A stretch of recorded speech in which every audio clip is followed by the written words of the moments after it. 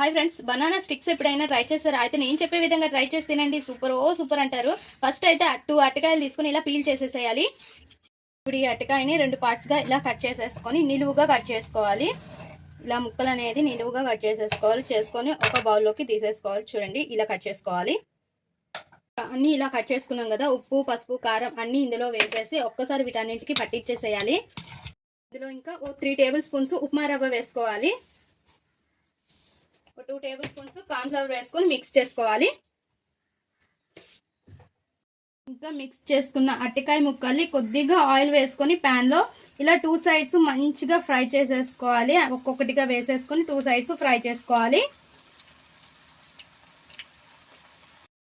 చూసారుగా ఫ్రెండ్స్, మన banana sticks ready.